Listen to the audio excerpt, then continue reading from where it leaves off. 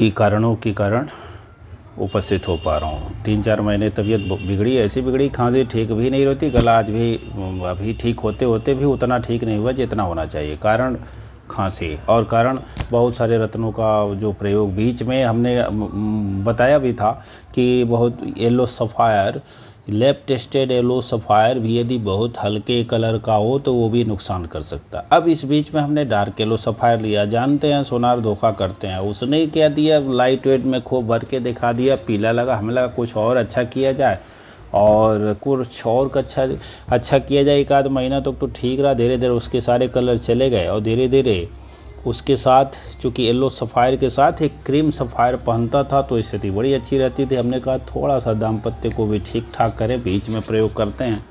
स्थिति बिगड़ गई और स्वास्थ्य काफ़ी बिगड़ गया, क्योंकि दोनों शुक्र में ही कार्य करते हैं। अब ये बड़ा विवादित विषय है, कोई भी ज्योतिषी इसको मानने को तैयार नहीं। कल ही एक ज्योतिषी, नए ज्योतिषी हैं, एस्ट्रोलॉजर हैं, पंडित जी हैं, जनेऊ निकाल के शराब वराब खूब दिए, खूब विवाद हो गया उसके बाद भी।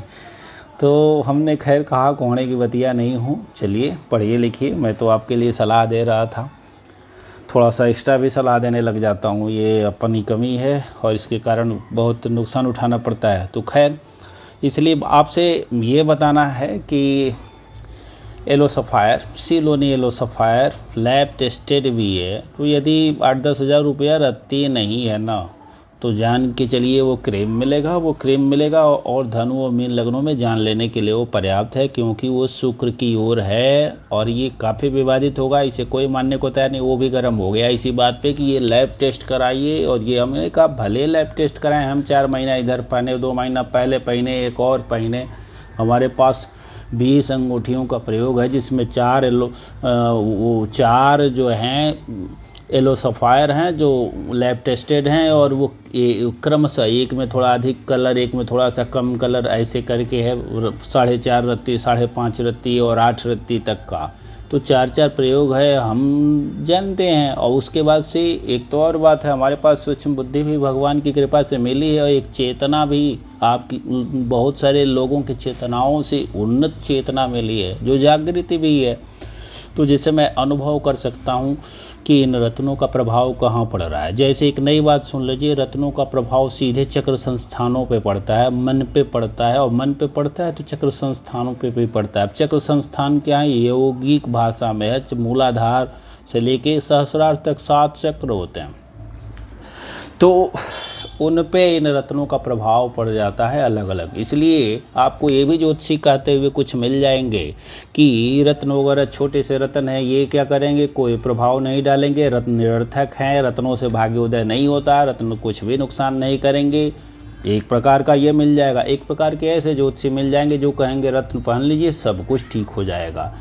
मेरा मत ये है कि ये दोनों लोग अधूरी बात कह रहे हैं। रत्न पहनने से सब कुछ ठीक भी नहीं हो जाएगा और ऐसा भी नहीं है कि रत्न कुछ भी नहीं होता। वास्तव में रत्न पहनने से भाग्योदय होता है, बहुत कुछ कल्याण होता है। यदि जो रत्न पहना जा रहा है वह रत्न कुंडली में योग कारक ग्रह हो और शुभ स्थानों पे भी बैठा हुआ हो। यदि ग्रह नवांश में भी उत्तम है, ग्रह की दशा और अंतर्दशा आ गई उस समय, तो वह रत्न आपके पौवारह भी करने के लिए तैयार है।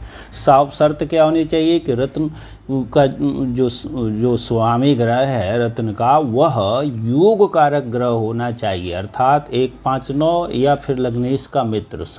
पहली शर्त है लग्नेश का मित्र। प्रथम कंडीशन 159 का स्वामी हो, कभी कभी चतुर्थे दशमेश भी हो सकता है, कभी कभी षष्ठे अष्टमेश भी हो सकता है, लेकिन उसके पहली शर्त आ गई कि लग्नेश का वो मित्र होना चाहिए, पहली शर्त है। और दूसरी शर्त है कि वो योग कारक स्थानों पे होना चाहिए, अर्थात केंद्र और त्रिकोण में होना चाहिए। उसके बाद से 2 ग्रहों की युतियाँ और दृष्टियाँ आदि भी महत्वपूर्ण होती हैं जो देखना आवश्यक होता है। वो अलग अलग एंगल से जब कुंडली देखी जाती है तो फिर उसमें वो आता है। तो इसको सदैव ध्यान रखना है, इतना तो ध्यान रखना ही है। अब आप आ जाइए, बहुत बड़े ज्योतिषियों की काट भी मैं अभी यहीं पे कर रहा हूँ। आए दिन मिलियंस ऑफ सब्सक्राइबर, 25 साल 30 साल 40 साल के जिनके अनुभव हैं, और संयोग से ज्योतिष का उन्होंने बहुत बड़ा मतलब प्रचार भी किया है, ऑनलाइन ले आना और ये सब वो लोग ही लेके आए हैं, लेकिन उनसे भी ये गलतियां हो रही हैं। और सब ये ज्योतिषियों का एक मतलब ये ईगो की जो बीमारी है ना, वो कुछ सीखना नहीं चाहेंगे। जैसे ले लीजिए, मैं प्रयोग किया हूँ, मेरे को 30-40 अंगूठियों का प्रयोग किया हूँ, भिन्न भिन्न रत्नों का। तो अब मैं ये बता रहा हूँ तो वो जो 40 साल पहले का जो एस्ट्रोलॉजर है, इसको निरर्थक हवा में उड़ा देना चाहेगा, मेरी बात को गंभीरता से नहीं ले रहा है। तो ये इनकी बहुत सबसे बड़ी कमी है। मैं देखा स्टॉक मार्केट में जब घुसा, तमाम वीडियो देखा, तो मैं देखा पुष्कर राज ठाकुर जो है, सारे यूट्यूबर्स जो अन्य हैं स्टॉक मार्केट को, उनसे अपने लिया करके अपने चैनल में अपनी वीडियो बनवा रहा है, प्रेम से बातचीत कर रहे हैं। लेकिन ज्योतिषियों की ये जो जाति है, ये कुत्तों की तरह से आपस में लड़ते हैं। और दूसरा उदाहरण थोड़ा उन्नत कर लीजिए तो राजपूत राजाओं की तरह से युगों में आकर के एक दूसरे से लड़ते भिड़ते रहते हैं, एक दूसरे से सीख नहीं लेते हैं। एक दूसरे की समालोचना होनी चाहिए, लेकिन अब एक दूसरे को एकदम से ही नकार देना या एक दूसरे को पूरी तरह से स्वीकार कर, दोनों बुरा है। ये बुद्धिवादी लोग हैं, इन्हें समालोचना का आदर करना चाहिए, दूसरे के प्रयोगों से भी सीख लेनी चाहिए। कहा भी जाता है बुद्धिमान मनुष्य वही है जो दूसरों के अनुभवों से सीख ले। अब जैसे हमने तमाम प्रयोग किए, आप भी उतने ही प्रयोग करके सीखने जाएं तो आपको भी उतनी सारी परेशानियां उठानी पड़ेंगी जो निहायत ही कोई बुद्धिमान आदमी नहीं करेगा। इसलिए मैं अपने प्रयोगों के निष्कर्षों को आपको बता रहा हूं ताकि आप भी सावधान हो जाइए। तो इन ज्योतिषियों का ये वक्तव्य क्या रहता है कि जब सूर्य से आज बुध और शुक्र अस्त होने जा रहे हैं आज, तो अब सूर्य तो हर माह में राशि परिवर्तन करते रहते हैं और कोई न कोई ग्रह अस्त होता रहता है। तो बाई द वे मान लीजिए शनि अस्त हो गया, आप कह लेंगे शनि अस्त हो रहा है, शनि आपके धनेश हैं, शनि आपके पराक्रमेश हैं, इस समय आपको शनि के रत्न को धारण करके रखना चाहिए, नहीं तो धन की हानि हो जाएगी, कुटुंब में परेशानी हो जाएगी क्योंकि शनि अस्त है। अरे भाई, केवल शनि के अस्त हो जाने से शनि का रत्न धारण क्यों कर लेंगे? गुरु अस्त, जैसे अभी तारा डूबा हुआ था, गुरु अस्त थे, अब उदय हुए हैं, शादी विवाह होना शुरू हो गया, तो कहेंगे गुरु अस्त हो गया, तुरंत पीला पुखराज धारण करके रख लीजिए, आपके लिए बहुत ही अच्छा लाभ करेगा। अब भाई ये मतलब ना किलर का काम है, ये ऐसा नहीं करना है और नहीं आपको ऐसे लोगों की सुनना है। ठीक है, उनसे जो अच्छे ज्ञान मिल रहा है ले लीजिए, हम भी ले लेते हैं, लेकिन यह कार्य आपको बिल्कुल नहीं करना है। और उन ज्योतिषियों को भी ये ऐसे वक्तव्य नहीं देना है। क्या कहना चाहिए था, उनको ये भी कह देना चाहिए था कि यदि गुरु योग कारक हो और अच्छे भवनों में बैठा हो तब सूर्य से गुरु के अस्त होने के बाद आप पुखराज को धारण कीजिए। वो ऐसा नहीं कहते, सिर्फ सीधे कह देते कि गुरु अस्त है और आप पुखराज धारण कीजिए, बुध अस्त है पन्ना धारण कीजिए, शुक्र अस्त है हीरा धारण करिए अथवा सफ़ेद पुखराज धारण कर लीजिए, ओपल धारण कर लीजिए। ये बकवास है और वो जैसे किलर का काम करना है, ऐसा वो भी न करें। यदि कोई ज्योतिषी सुन रहा है तो, और आप यदि श्रोता सुन रहे हैं, जिज्ञासु सुन रहे हैं, तो वो भी ऐसा न करें। इसके पहले कब करें, कब ये रत्न धारण करें? जब ग्रह लग्नेश का मित्र हो या स्वयं लग्नेश ही हो और अच्छे भवनों में बैठा हो। किन्हीं अन्य कंडीशंस में भी धारण कर सकते हैं, तो विशेष कुंडली विवेचन के बाद ही पता चलेगा। तो उम्मीद है यह वीडियो आपको पसंद आई। अच्छा, मैं बोल कैसे देता हूँ, कैसे क्यों बोल देता हूँ, कहाँ से बोल देता हूँ?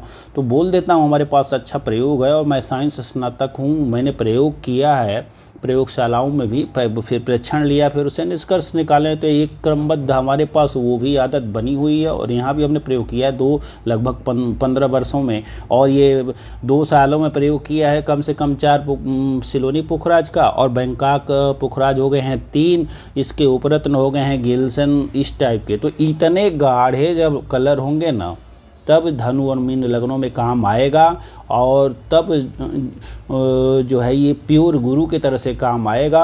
और ये हल्का कलर, लाइट कलर, थोड़ा थोड़ा कलर जब आएगा वो शुक्र की ओर ही जाएगा।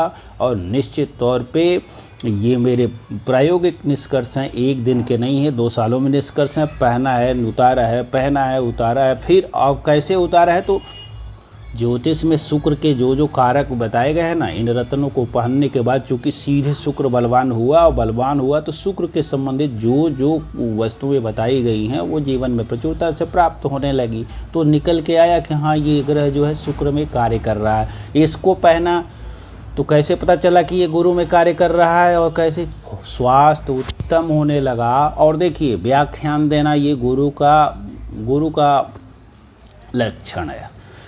3-4 महीने बाद ये वीडियो देने आ पा रहा हूँ। ये लग्नेश है, तो अब ये इसमें लग्नेश, एक तो शरीर अच्छा हुआ और व्यक्तित्व तो पर्सनालिटी, और ये भाषण देना, ये व्याख्यान देना, ज्ञान देना और ये बात करना, ये गुरु का लक्षण है। तो ये पता चल गया कि ये प्योर गुरु के प्रभाव में ही आ रहा है। ये प्रत्यक्ष आप देख पा रहे हैं, 4 महीने बाद वीडियो बन पा रही है। तो अब उनको जब पढ़ेंगे तो नहीं, ऐसा नहीं होगा। संयोग से हमने अपनी पत्रिका भी दिखाई ताकि मैं जो आप लोगों की पत्रिकाएं देखता हूँ, क्या उचित देखता हूँ, तो दूसरे एस्ट्रोलॉजर क्या देखते हैं, तो उनमें मैं जिन एस्ट्रोलॉजरों को पसंद करता हूँ उनमें ट्रूथ ऑफ एस्ट्रो एक चैनल है। अन्य लोग तो नहीं बताते हैं फलां की देखिए, तो ट्रूथ ऑफ एस्ट्रो एक चैनल है जिनके पास ज्ञान बहुत अच्छा है, उनसे मैंने बहुत कुछ सीखा।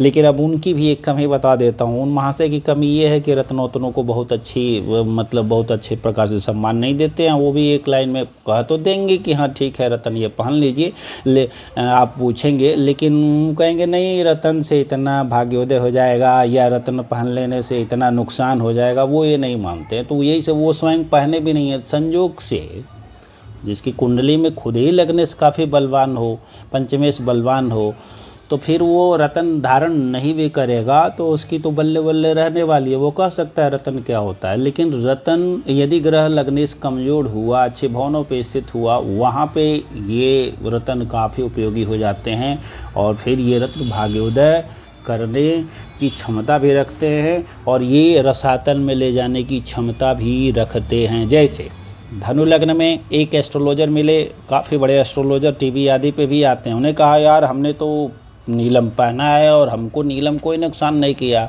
हमने उनकी पत्रिका देखा, हमने कहा महाराज वैवाहिक जीवन कैसा रहा? कहना अरे उसकी तो मत पूछो, वो तो हमको किडनैप करा ली और ले आके घर में पकड़ के रखा, 6 महीने रखा, उसके बाद छोड़ा। हमने कहा तो शनि मारक का कार्य करेगा और संयोग से शनि उनका पंचम में बैठा था और तीसरे भाव पे दृष्टि थी, शनि भाव इस कारक लेके दाम्पत्य जीवन में परेशानियां दिख रही थी। शनि उस परेशानी को और बढ़ा रहा था। महाराज नीलम पहने, नीलम ने अपना काम किया, दुष्प्रभाव दिखाया, दुर्भाग्य को और बढ़ाया। दुर्भाग्यशाली इस मामले में, दाम्पत्य के मामले में। अब उनको ये पता तो चला नहीं कि हाँ नीलम पहने बड़ा बढ़िया, ठीक है धन दे देगा, अच्छी पोजीशन में थे, धन दे देगा, लोहे का बिजनेस वगैरह था, करोड़ों कमाए तो अच्छी बात। तो उनको ये तो लग गया। ठीक उसी प्रकार से मेरा शुक्र स्वयं उच्च का, शुक्र पहनेंगे तो शुक्र जनित वस्तुओं की प्राप्ति होगी, लगेगा कि बड़ा अच्छा है। लेकिन क्या करा है स्वे उधर स्टॉक मार्केट वगैरह की ये भावनाएं काफ़ी लेके चलाएगा, वो खूब रोमांस रोमांस देगा। प्रवृत्ति क्या है धनु लग्न की? धनु ज्ञान देना शुक्र की ओर, दूसरे भोगों की ओर ले जाना। दोनों प्रबल शत्रु, इसलिए शुक्र प्रबल मारक का कार्य करेगा। व्यक्तित्ववादी को तो रसातल में लेके चला ही जाएगा, यहाँ तक कि स्कैंडल आदि वगैरह में भी फंसाने का है, अपयश अपमान वगैरह भी दे देगा। भूमि भवन वाहन दे देगा। हाँ एक ज़मीन लिया, फिर क्या हो गया? फिर कर्जा हो गया, ये भी शुक्र करेगा और यहाँ से भी वो मारेगा, क्योंकि पैसा गया, ज़मीन में डूब गया। कई जगह की ज़मीनों पे रहेंगे, जब ज़मीन बेचेंगे तब तो पैसा आएगा। अभी क्या आएगी? इनकम आई, इनकम ज़मीन में डूब गई। हाँ कहिए हमने ज़मीन लिया तो इस तरह से कुंडली की व्याख्या होती है। इसलिए भी शुक्र मारक का कार्य कर ही जाता है। और वो तभी हुआ जब वो सिलेनो पुखराज थे। अब ये गुरु है, गुरु संतोष है, गुरु कम में भी सुखी रहने की क्षमता यदि कोई देता है तो गुरु वीक है ना, करोड़ों अरबों के मालिक होंगे ना, सुखी नहीं रह सकते हैं। गुरु स्ट्रांग है, अच्छी जगह पे स्थित है। एक 5-9 के ऊपर कहीं से दृष्टि पड़ गई, लगनेश पे दृष्टि पड़ गई खास करके, तो कम मारे यार जो है प्रभु की मर्जी है, आराम से मस्त रह लेंगे। तो ये जो नहीं जान पाते हैं ज्योतिष को, तो इस तरह की बातें कर लेते हैं। तो करना क्या है, हमने कहा तो था पस्ट्रो महोदय के जो आचार्य हैं, मैं उनका सम्मान करता हूं। उनको भी मैंने ये मान लेना चाहिए। मैं कह रहा हूं कि मैं BSc स्नातक, मैंने ये प्रयोग किए, ये तो थोड़ा सा इस पे विचार कर लेना चाहिए। उनका ज्ञान उत्तम है और काफ़ी मैंने उनसे तो सीखा, आप भी उनसे सीख सकते हैं, उनके चैनल को देख सकते हैं। मेरे चैनल से शास्त्रीय ज्ञान अधिक उनके चैनल पे मिल जाएगा, लाभ ले सकते हैं। हमें कोई वो नहीं है कि आप हमारे को देख रहे हैं दूसरे को नहीं, वो तो देखेंगे ही। नीचे जो है सजेशन में तो वीडियो आती ही रहती है, तो हो सकता है उनकी ना आके दूसरे की आ रही है, आप बहुत देख रहे होंगे तो अच्छा ज्ञान मिलेगा। इसलिए आप तो आप एस्ट्रो चैनल को देखें और अच्छे आचार्य हैं। बस वो थोड़ी सी रूढ़िवादी परंपरा के अधिक हैं। ऐसे कुछ लोगों का है कि भाई हम तो पंडित जी हैं, हम रत्न बेचेंगे, सुनारों का लाभ होगा। कुछ सुनार हैं और रूढ़िवादी परंपरा, वो कहेंगे कि हम पूजा पाठ बता देंगे, पंडितों का लाभ होगा हमारा। अब ऐसे दकियानूसी विचारधारा के लोग इस आज भी हिंदुओं में हैं। यह भी एक कारण है हिंदुओं के अवनति का। ये सब विचारधाराएँ छोड़ देनी चाहिए, ठीक नहीं है। रत्न है वो भी उपयोगी है, और अच्छा हुआ तो, और बुरा हुआ तो दुरुपयोगी भी है। और साथ में पूजा पाठ तो सर्वोत्तम उपयोगी है, जित अधिक से अधिकम फल देता है, प्रदान करता ही है। तो प्रयोगों के आधार पर बताता, साथ में कुछ प्रभु की कृपा है, ध्यान धारणा वगैरह भी थोड़ी बहुत कर लेता हूँ, तो इसलिए चेतना थोड़ी बहुत तो उन्नत है ही है, और सोचने का ढंग भी थोड़ा उत्तम है, और काफ़ी सदगति क्या बोलते हैं, सदगति नहीं, सत्संगत भी की गई है। तो रजनीश, स्वामी विवेकानंद, ठाकुर परमहंस की पुस्तक वचनामृत वगैरह ऐसे ऐसे बड़ी पुस्तकें पढ़ी गई हैं, और तो उसके आधार पर थोड़ा सा व्याख्या करने का अपना एक अलग अंदाज भी रहता ही है। कबीर हैं, तो इसलिए मैं कह सकता हूँ, इसीलिए हमने कहा था कि गुरु एक पूर्ण योगकारी ग्रह भी है, एक अलग सिद्धांत लेके आया था। आप हर जगह पाएंगे कि द्विकेंद्रत्व का दोष है, हमने कहा नहीं, जैसे ही लग्नेश हो गया द्विकेंद्रत्व का दोष उसे नहीं लगेगा। ये मेरा अपना प्रबल मत है, आज भी निश्चित वो उस पर मैं कायम हूँ। दूसरा ये कि लैब टेस्टेड एलो सफायर भी नुकसान करेगा, तो ये प्रयोग भी कर लिया, देख भी लिया, आपको बता भी दिया कैसे कैसे किन सिद्धांतों। और एक बताया अभी नहीं, देखिए ये जो रेखाएँ हैं ना, जैसे ही ये येलो सफ़ायर डाली, कैसे कह दिया बुरा, इसी पे नहीं, ये सारे हाथ, ये रत्नों के प्रभाव को बताने के लिए हाथ की रेखाओं को बनाने और मिटाने की क्षमता येलो सफ़ायर में, ब्लू सफ़ायर में, वाइट सफ़ायर में, पन्ना में, मतलब जो भी उच्च क्वालिटी के रत्न हैं, यही 7 रत्ती, 8 रत्ती, 5 रत्ती, 6 रत्ती, इन रेखाओं को बना और बिगाड़ने की क्षमता वो रख रहे हैं दाएं हाथ बराबर। जब आप निरीक्षण करेंगे, देखेंगे तो पाएंगे। अब सामान्य सी भी जानकारी हस्तरेखा की है, तो हम सभी जानते हैं कि जितनी खड़ी रेखाएं जो बनती हैं इस प्रकार से, ऐसी वो सारी अच्छी होती हैं, और जितनी ही आड़ी रेखाएं बनती हैं, जीवन रेखा को काटती हुई जाती हैं, वो सारी की सारी बुरी रेखाएं होती हैं और जीवन में परेशानियां लेकर के आती हैं। अब जिन्हें राहु रेखाएं कहते हैं। तो यदि रत्न मारक ग्रह का पहन लिया तो राहु रेखाओं की संख्या बहुत बड़ी मात्रा में बढ़ जाएगी, हाथों में बहुत अधिक जाल बढ़ जाएंगे रेखाओं के। जैसे ही रत्न शुभ होगा, लग्नेश का मित्र होगा, तो ये राहु रेखाएं जो ये बनी हुई थी वो कट के धीरे धीरे मिट जाएंगी, क्योंकि लग्नेश जो है शरीर का भी स्वामी है, जीवन का स्वामी है। तो ये जीवन रेखा फिर साफ होने लगेगी, गहरी होने लगेगी, उत्तम होने लगेगी, उत्तम ढंग से दिखने लगेगी। खड़ी रेखाएं बनेंगी, जो यश की रेखाएं होंगी, भाग्योदय की रेखाएं होंगी, पर्वत उन्नत होंगे उन ग्रहों से, यदि ग्रह सूट करने वाला हुआ तो। और इस आधार पर भी लाइट कलर येलो सफ़ायर शुक्र की ओर ही जाता है, क्योंकि शुक्र पर्वत से निकल करके रेखाएं सीधे आने लगी, मंगल पर्वत की ओर आने लगी। और साथ में वो सब जो रेखा के जो थोड़े भी जानकार हैं वो जानते हैं कि ये जो है क्या करती हैं, कलह की रेखाएं होती हैं और उस हेल्थ को ख़राब करने वाली। एक तो पहले से ही एक रेखा यहाँ बनी हुई है, इस तरह से गोल बना करके जीवन इस पीरियड में काफ़ी ये करें कि वो करें, फंसा रहता हूँ। और वो स्थिति और गाढ़ी हो गई, पुनः वो मिट गई जब से गाढ़े ये बैंकॉक पुखराज और साथ में इसका वो सब्स्टिट्यूट गिल्सन पहन लिया, तब से पहले भी था। तो ये भी इसका एक आधार है बताने का। और सबसे बड़ा प्रमाण ये है व्याख्यान देना लेना, स्वास्थ्य लेना देना। तो निराधार मैं बात नहीं करता। और साथ में ज्योतिष में कुछ दे करके भी जाना है, सिर्फ पढ़ना ही नहीं है। तो आप प्राचीन काल के आचार्यों ने जितना दिया है उसका बहुत थोड़ा जान पाता हूँ। नई चीज़ रत्नों के संबंध में जो उस समय तो इतना था नहीं, तो ये देना था। बाकी तो अधिकतर सब भाई है, कुछ और भी आएगा, देते रहेंगे। बहुत बहुत धन्यवाद। ओम नमः शिवाय।